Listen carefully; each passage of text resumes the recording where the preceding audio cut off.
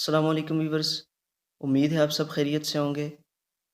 आज हम डिस्कस करेंगे डिस्क्रिप्टिव मेजर्स में से मेजर ऑफ पोजीशन को। प्रीवियस लेक्चर्स में हमने मेजर ऑफ सेंट्रल टेंडेंसी और मेजर ऑफ डिस्पर्जन को डिस्कस किया। इसमें हम डिस्कस करेंगे मेजर ऑफ पोजीशन को। लेकिन उससे पहले आपसे एक रिक्वेस्ट है कि अगर आप चैनल पर न्यू हैं तो चैनल को सब्सक्राइब कर लें और बेल आइकन को प्रेस करें ताकि आपको सारी आने वाली वीडियोस मिलती रहें। चलिए मूव करते हैं अपने टॉपिक की तरफ। Major of position. Major of position को अगर हम डिफ़ाइन करें तो इसकी डेफिनेशन कुछ इस तरह होगी कि measure of position are indicator of how a particular value fits in with all the other values. किसी भी डेटा वैल्यू में एक वैल्यू कैसे फिट होती है, कैसे अपनी जगह बनाती है, वो हम पढ़ते हैं मेजर ऑफ पोजीशन में। मेजर ऑफ पोजीशन के यूजेस की अगर हम बात करें तो मेजर ऑफ पोजीशन कोई भी एक ऑर्गेनाइजेशन यूज़ करती है या एक एम्प्लॉय यूज़ करता है ये चेक करने के लिए कि उसे कहाँ फिट किया गया है, वो कहाँ लोकेट कर रहा है। क्या वो बाकी एम्प्लॉइज़ के मुकाबले में अंडर पेड है, कम पे की जा रही है उसे, या ओवर पेड है, या उसे ज़्यादा पे की जा रही है, या इक्वल है। उसकी पोजीशन क्या है किसी भी ऑर्गेनाइजेशन में। मेजर ऑफ पोजीशन से वो ये फैसला कर लेता है, ये फाइंड कर लेता है। मेजर्स ऑफ पोजीशन की अगर हम टाइप्स को देखें तो हमारे पास 3 टाइप्स हैं मेजर्स ऑफ पोजीशन की: percentile, quartiles and Z score. हर एक टाइप को अलग अलग डिस्कस करते हैं और इसकी एक्सप्लेनेशन में जाके समझने की कोशिश करते हैं। सबसे पहले डिस्कस करते हैं परसेंटाइल को। परसेंटाइल को अगर हम देखें तो परसेंटाइल की डेफिनेशन सबसे पहले देख लेते हैं। परसेंटाइल को हम इस तरह डिफाइन करेंगे कि परसेंटाइल मेजर ऑफ पोजीशन की वो टाइप है जो इंडिकेट करती है relative position of particular value, यानी बाकी वैल्यूज़ के साथ रिलेट करके जब हम एक वैल्यू की पोजीशन को देखते हैं तो उसे हम परसेंटाइल का नाम देते हैं। परसेंटाइल पे एक जनरल सी एग्जांपल ले लेते हैं कि परसेंटाइल क्या होता है। तो 35th percentile is the value that exceeds 35% of the all the data values। यानी वही बात है कि रिलेट कर रहे हैं बाकी डेटा वैल्यूज़ के साथ 35th वैल्यू को। 35th परसेंटाइल का मतलब ये होगा कि 35% वैल्यूज़ जो हैं उस वैल्यू से कम हैं और 65% डेटा वैल्यूज़ जो हैं वो उस वैल्यू से ज़्यादा हैं या बड़ी हैं। ठीक है। अब कैलकुलेशन परसेंटाइल की किस तरह की जाती है ये देख लेते हैं। परसेंटाइल की कैलकुलेशन हम करते हैं कि इसको एक फार्मूला हम यूज़ करते हैं परसेंटाइल की कैलकुलेशन में, जो है P of N is equal to N into P divide by 100। यहाँ पी जो है वो परसेंटाइल है रिक्वायर्ड डेटा वैल्यू की, N total number of data values हैं और 100 एक कांस्टेंट नंबर है। अब परसेंटाइल की कैलकुलेशन में कुछ लोकेशन रूल्स यूज़ होते हैं, उनको डिस्कस करते हैं। रूल नंबर 1 ये है परसेंटाइल की कैलकुलेशन में कि जब n into P divided by 100 counting number नहीं आएगा, यानी पॉइंट्स में हमारे पास इसका आंसर आएगा, तो इसको हम राउंड अप कर लेंगे, राउंड इट अप, यानी एक वैल्यू आगे चले जाएंगे। फ़र्ज़ करें 17.5 आंसर आ रहा है तो इसको हम 18 कर लेंगे। तो फिर and the pth percentile will be the value in this position of the order data.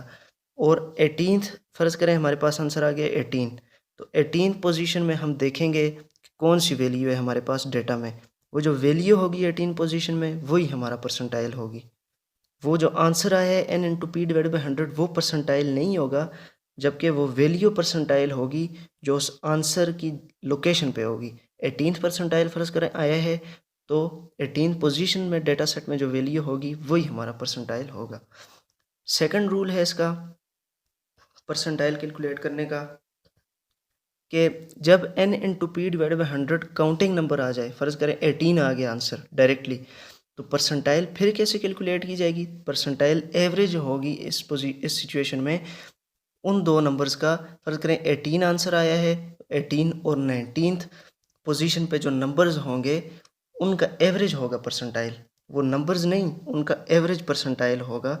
वो जो पोजीशन पे उस पोजीशन पे नंबर्स होंगे उनका एवरेज हमारे पास परसेंटाइल होगा। एक एग्जांपल करते हैं तो आपको ये क्लियर हो जाएगा। फ़र्ज़ करें ये एक मैंने टेबल इधर ड्रा कर लिया है, ये हमारे पास गिवन डेटा है, तो इसमें से हम pth परसेंटाइल फाइंड करते हैं। तो total number of data values 50 हैं, p 35th परसेंटाइल हम फाइंड कर लेते हैं। टोटल नंबर n 50 हो गया, p ऑफ n क्या हो गया 35 डिवाइड बाई 100 17.5 हमारे पास आंसर आ गया। तो रूल नंबर 1 यहाँ अप्लाई होगा कि 17.5 को हम राउंड अप कर लेंगे और ये हो जाएगा 18। तो 18 पोजीशन पे जो टेबल में वैल्यू होगी वही हमारा परसेंटाइल होगा। अब मैंने कॉलम्स में काउंट किया है, जैसे 22, 25, 28, 31। तो इस तरह आप कॉलम्स में कैलकुलेट करें तो 18th पोजीशन पे हमारे पास जो वैल्यू आती है वो 53 है। तो P35 का आंसर हमारे पास आ जाएगा 53। अब दूसरी एक एग्जांपल करते हैं जिसमें सेकंड रूल हमारा क्लियर हो जाए। फ़र्ज़ करते हैं हम P40 फाइंड करते हैं। P40 40th पोजीशन हम फाइंड करते हैं। n हमारे पास कितना है 50, p हम पुट कर लेंगे 40 डिवाइड बाई 100।